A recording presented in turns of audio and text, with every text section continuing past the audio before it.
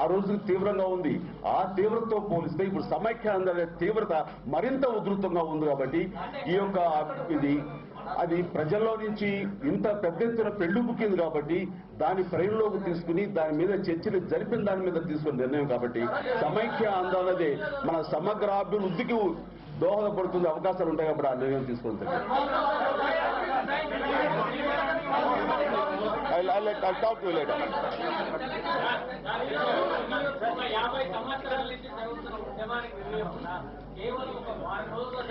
50 సంవత్సరాల బట్టి జరుగుతున్నది. కానీ అందులోంచి ఎంతమంది ఆ అవకాశాన్ని తీసుకుని రాజకీయంగా ఎదుగుతూ వాళ్ళని ఆ రకంగా అణగగొడుతూ వాళ్ళ రాజకీయ లబ్ధి పొందిన తర్వాత దానికి పెడచెవులు పెట్టిన విషయం కూడాను మీకు అందరికీ తెలుస్తుంది. Very much. అంటే నిజంగా ప్రజల్లో అంత పెద్ద ఎత్తున నిజంగా రాగలిగితే కనుక ఏ రాజకీయ నాయకులు వాళ్ళ లబ్ధి కోసంగా వాడుకోరు.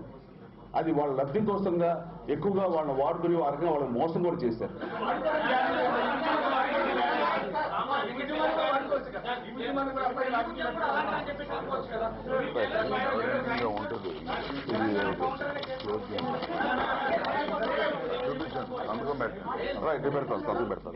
సో ఈ రోజున ఈ స్పీకర్ గారికి మా నాయకులతోటి నా యొక్క రిజర్వేషన్ పంపడానికి నిర్ణయించుకున్నాం. అది చేస్తాం. అది ఒక నిమిషం సంతకం పెట్టాలి.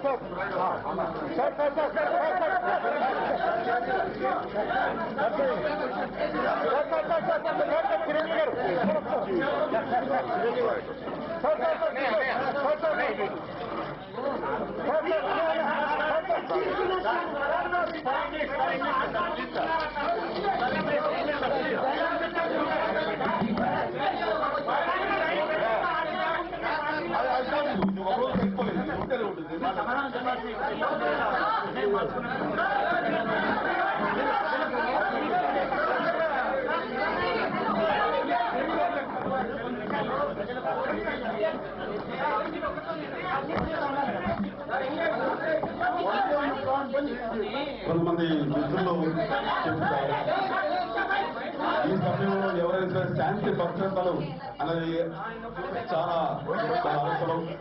ఏం జరిగినా సరే ఏదైనా మనం రాబట్టుకోవాలి అనుకుంటే ఆ రాబట్టుకునేది శాంతియుతంగా మనం ర్యాలీలు నిర్వహించి మన యొక్క ఆవేదన తెలియజేస్తూ ఆ విధంగా రాబట్టుకోవడం అనేది సబబు.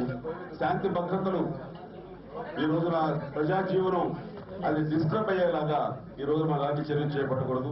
అంటే ప్రజా ఆస్తులు కానివ్వండి లేదా ప్రభుత్వ ఆస్తులు కానీ ధ్వంసం చేసే వైపుగా ఎవరు కూడా వెళ్ళకూడదని, ఏం చేస్తే సరే సామరస్యంతో అన్ని వర్గాల వారికి అన్ని ప్రాంతాల వారికి న్యాయం జరిగే విధంగా ఈ రోజు మీరు చూస్తున్నటువంటి ఈ యొక్క ఎనీ ర్యాలీలు కానీ ఇవన్నీ కూడాను ఈ ఆందోళన ఇవన్నీ కూడాను శాంతియుతంగా ఉండాలి.